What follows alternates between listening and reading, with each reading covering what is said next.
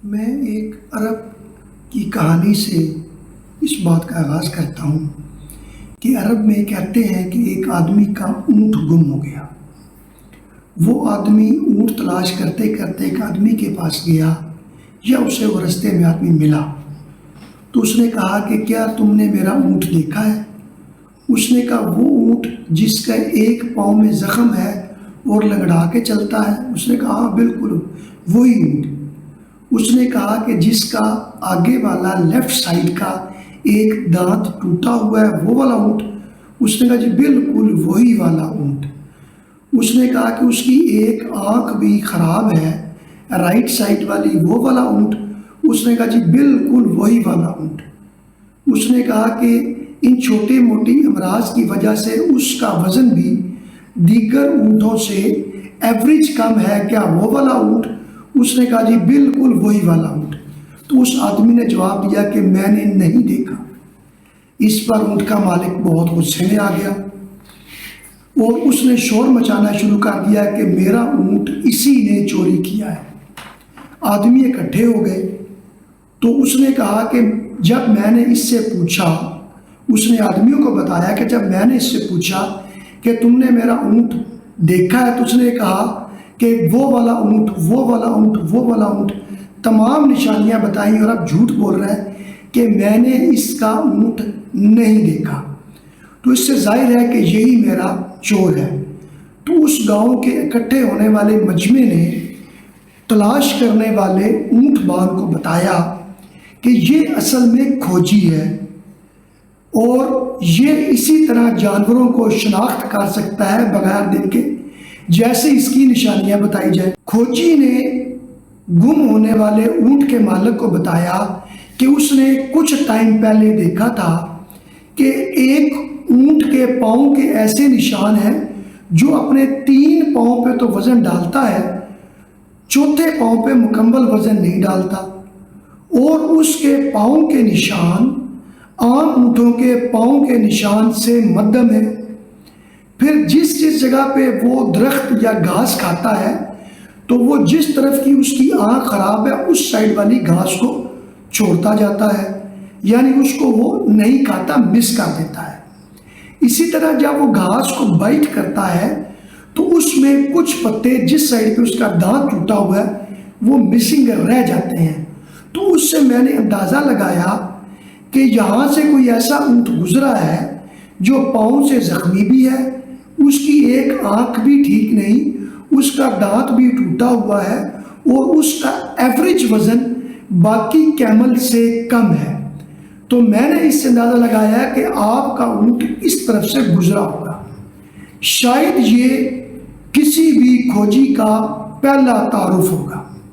میں آج آپ کو اپلائیڈ کرمنالوجی میں بالخصوص انڈیا، پاکستان اور تقریباً تمام دنیا میں کھوج فٹ پرنٹ سے کرمنل کے تلاش کرنے کی دم توڑتی ہوئی آرٹ پر ایک اویئرنیس کی ویڈیو اپلوڈ کر کے آپ کو بتانا چاہتا ہوں۔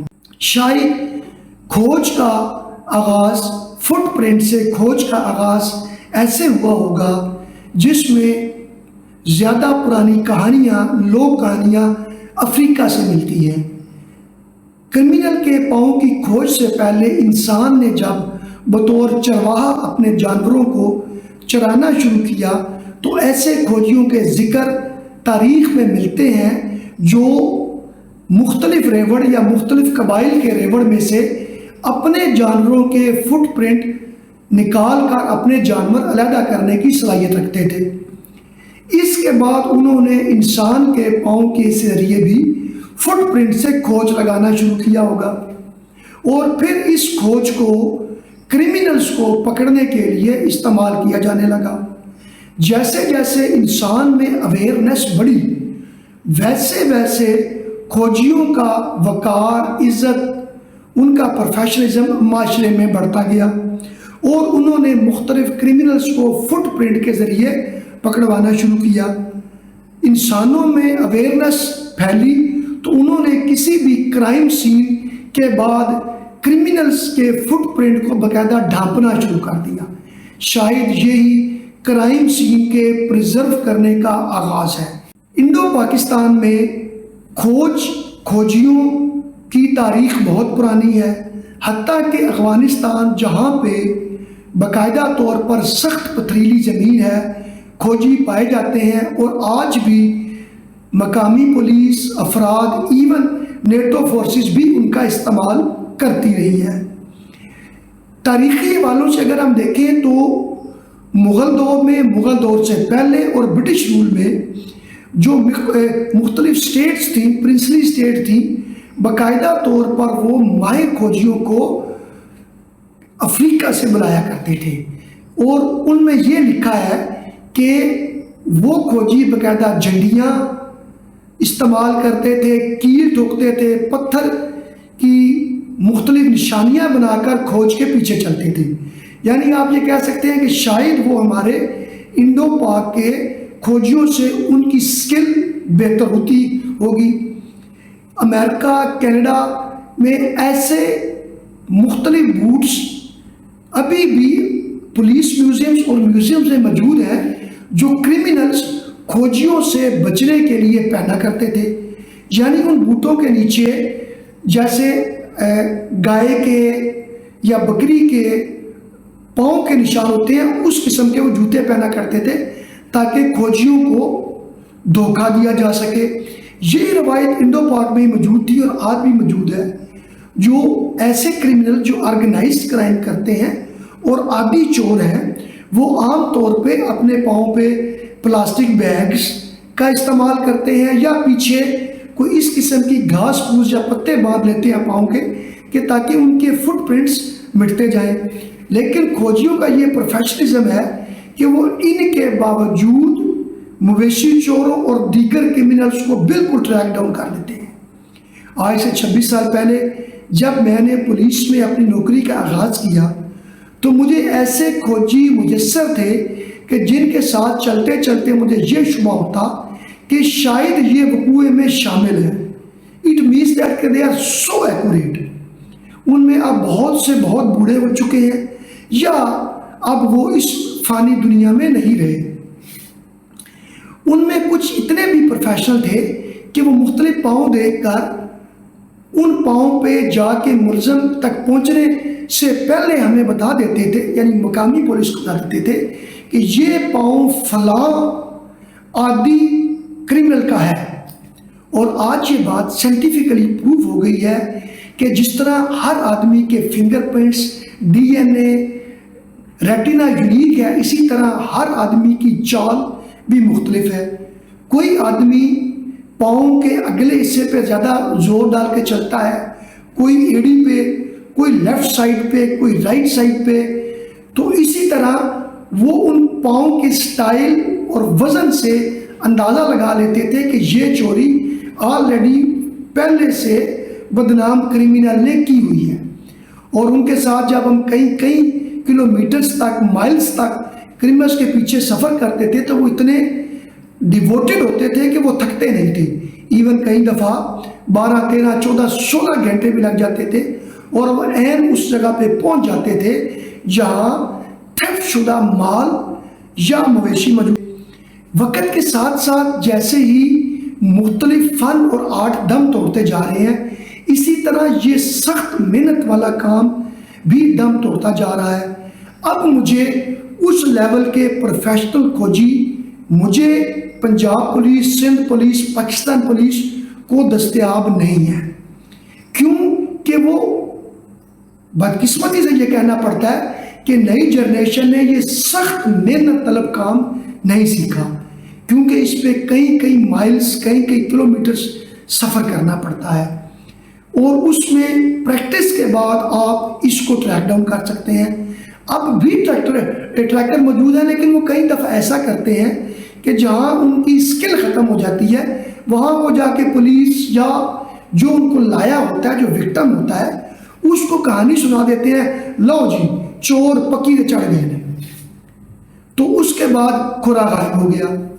جبکہ پرانے پروفیشنل جب کھرا پکی پہ بھی یا سڑک پہ بھی، پکی بنی ہوئی سڑک پہ بھی کوئی بھی ٹف ٹائل پہ گھومتا تھا تو کئی کلومیٹر تک آگے جاتے تھے کہ اس کے بعد یہ کرمنل اترا کہاں پہ ہو۔ ساتھ ساتھ حالانکہ وہ بوڑھے تھے لیکن انہوں نے موٹر سائیکل کے ٹائرز، گاڑیوں کے ٹائرز کی قسمیں، کمپنیز، اور ان کو یہ بھی پتا تھا کہ یہ کس قسم کے کرمنل گینگز ان موٹر سائیکل کو یوز کرتے ہیں۔ وہ اب فٹ پرنٹ کے ساتھ ساتھ ان ٹائرز کو بھی اپنے ساتھ استعمال کرنا شروع ہو گئے تھے تاکہ وہ کرمنلز کو پکڑ سکیں۔ یہ امر صرف ایک روایتی نہیں تھا بلکہ جو پولیس رول 1937 میں برٹش رول نے انڈیا پاکستان کو دیا تھا، اس پولیس رول میں باقاعدہ طور پر فٹ ٹریکر اور ٹریکرز کا ذکر ہے۔ سب سے پہلے فٹ ٹریکر کی ریکروٹمنٹ کا ذکر چیپٹر 12 اور 26 رول میں ملتا ہے کہ کس طرح فٹ ٹریکر کو پولیس میں ریکروٹ کیا جائے گا، اور ان کو ہیڈ کانسٹیبل اور کانسٹیبل کے طور پر ریکروٹ کیا جاتا تھا۔ اس کے بعد ان کی ٹریننگ کا ذکر چیپٹر 19 اور رول 17 میں موجود ہے۔ پھر فٹ پرنٹ کی شہادتی اہمیت، ایویڈنس، جو بطور ایویڈنس اس کی اہمیت ہے، اس کا ذکر چیپٹر 25 رول 26 میں موجود ہے۔ تو اس طرح باقاعدہ اس کی ایک لیگل حیثیت تھی۔ جو پرائیویٹ ٹریکر ہیں ان کو بہت سے مسائل کا سامنا بھی کرنا پڑتا ہے، کیونکہ عادی کرمنلز، عادی گینگ، آرگنائزڈ کرمنل ان کو پکڑے جانے کے بعد گھروں پہ جا کے باقاعدہ دھمکیاں دیتے ہیں، اور کئی دفعہ ان کو مختلف جرائم کا نشانہ بھی بنایا گیا ہے۔ لہٰذا کئی دفعہ ملزم کو جانتے ہوئے بھی وہ ان سے ڈر جاتے تھے اور پولیس اور وکٹم کو ان کرمنل کا نہیں بتاتے تھے۔ تو اگر ہم انہی پولیس رولز کے حوالوں سے اب ماڈرن دور میں پھر سے فٹ ٹریکر کو نئی لائنز پر ریکروٹ کر کے ماڈرن ٹریننگ دینا شروع کر دیں، جو کہ ان رولز میں لکھا ہوا ہے کہ اگر ہمارے پاس ایک پروفیشنل فٹ ٹریکر ہوگا جو ویپن کا استعمال جانتا ہوگا، جو یونیفارم پہنتا ہوگا، تو اس کے خلاف عام طور پہ کرمنل دھمکی والی پوزیشن میں نہیں آئیں گے، اور اگر ایک ضلع میں ایک سے زیادہ ہوں گے تو ان کا کراس چیک ہو سکتا ہے۔ مزید یہ ہے کہ ان کی ٹریننگ کے ساتھ ساتھ ریفریشر کورس ہوتے رہے، اور ان کی ایفیشنسی چیک کرنے کے لیے ایک موک ایکسرسائز کر کے، ایک وقوعہ کر کے کرمنلز کو خاص جگہ تک چلایا جائے، اور اگر اس وقوعے کو ٹریس کر لے تو پھر ان کو فیلڈ میں رہنے دیا جائے، ادروائز مزید ٹریننگ کی جائے۔ آج کل آئی ٹی کے دور کے بعد مختلف سافٹ ویئر اویلیبل ہیں۔ اگر ہم ڈرونز میں وہ سافٹ ویئر لگا کے اور ایک فٹ پرنٹ کا اس کا تمام ڈاٹا بیس بنا کے، جیسے انڈیا، پاکستان، بنگلہ دیش میں CRO ایک برانچ ہوتی ہے، کرمنل ریکارڈ برانچ، اس کے لگا کے اس کو ڈیجیٹلائز کر دیا جائے تو ان ٹریکرز کو مزید ہیلپ مل سکتی ہے، اور یہ اس فٹ پرنٹس کے ذریعے ایزیلی کرمنلز کو پکڑ سکتے ہیں۔ ان میں اتنی کوالٹی ہوتی ہے ٹریکرز میں کہ یہ یہاں تک بتاتے ہیں کہ اس وقت جو کرمنلز موو کر رہے ہیں انہوں نے کوئی وزنی چیز اٹھائی ہوئی ہے۔ مثلا اگر کوئی ڈکیتی کے دوران یا ویسے بلائنڈ مرڈر ہو جائے تو یہ باقاعدہ بتاتے ہیں کہ اس وقت کرمنلز ڈیڈ باڈی کو اٹھا کے موو کر رہے ہیں، اور جب کہتے ہیں کہ اب یہاں ان کے فٹ پرنٹ بدل گئے ہیں، یعنی فٹ پرنٹ کی نیچر بدل گئی ہے، تو قریب ہی تلاش کریں کہ ڈیڈ باڈی ہوگی، اور یقین مانیے کہ 100% ڈیڈ باڈی قریب ہی مل جاتی ہے۔ یعنی یہ اس حد تک وکٹمز اور پولیس کی مدد کرتے ہیں۔ اس ختم ہوتے ہوئے اہم آرٹ کو ماڈرن ٹیکنیکس، ٹیکنالوجی کے ساتھ نئے سرے سے زندہ کرنے کی بہت ضرورت ہے۔ آج ہم کرائم سین کی اہمیت کو سائنٹیفک حوالے سے جانتے ہیں، ہم مولڈ بناتے ہیں۔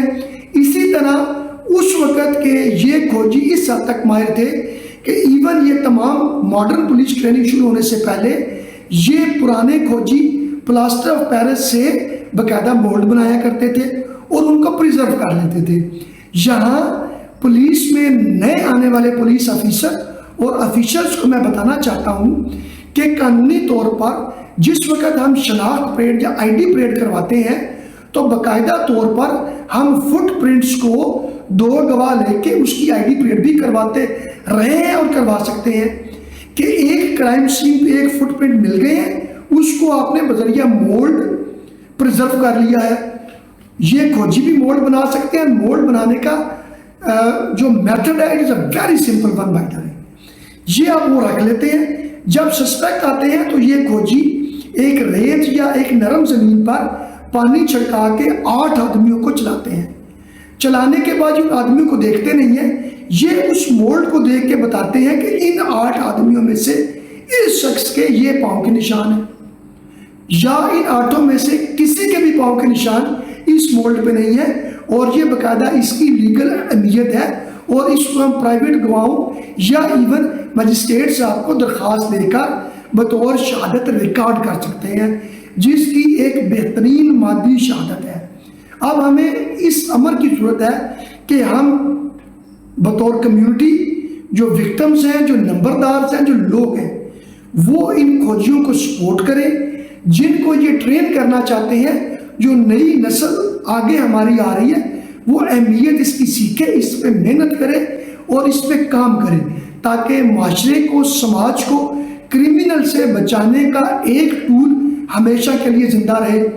جو گورنمنٹ ادارے ہیں ان کو چاہیے کہ ان پہ ماڈرن نئے رولز لیجسلیشن لا کے اس کو نئی ٹیکنالوجی سے ہم آہنگ کر کے کرمنلز کو ٹریک ڈاؤن کرنے کے لیے، پکڑنے کے لیے نئے نئے موڈز کو دریافت کریں اور استعمال کریں۔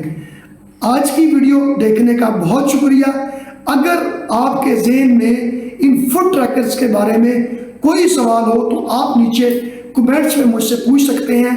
اگر میرے ناقص علم میں اس کے متعلق کوئی جواب ہوا تو میں انشاءاللہ آپ کو نیکسٹ ویڈیو میں ضرور پیش کروں گا۔ بہت شکریہ۔